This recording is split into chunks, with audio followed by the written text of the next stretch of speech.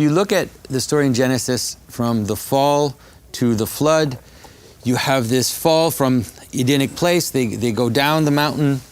Because of the sins of Cain, they develop cities and civilization. That leads to monsters and giants. And then that leads to water, which is the flood and the end of the world. So that structure is a structure that is universal, right? You can think about it in terms of a story, in terms of time. You can think about it also in terms of a phenomenological description of how any identity sees themselves. And so the Greeks, they had the omphalos, right? They had the middle, they had the belly button of the world. And then they had strangers further and further from them. And the further you went, the stranger they were until you got monsters and giants on the edge of the world. And then on the edge of that, you have the great ocean, which is like really the end of the world in that sense, okay? So now what we've got is we've got Israel basically wants to go and back to Eden is the way to understand it. The Promised Land is an image of Eden. And so the structure of how they're going to go back to Eden will appear as backtracking the fall.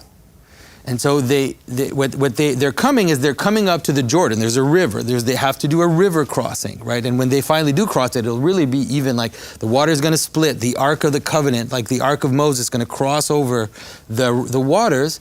And then what do you need on the other side? You need giants. It's like giants are there before you're able to get to Eden. So they're going to see giants, and then later they're going to defeat a first city, which is this image of the city, and that is how they kind of begin their entry into the Promised Land.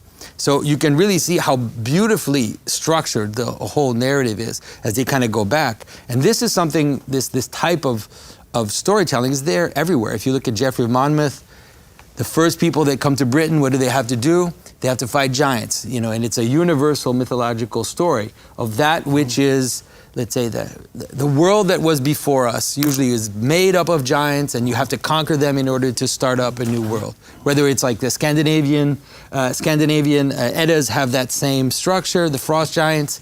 It's just, I could go through all the myths. Those giants are you could think about them as the underlying principles of the state that is now going to be conquered.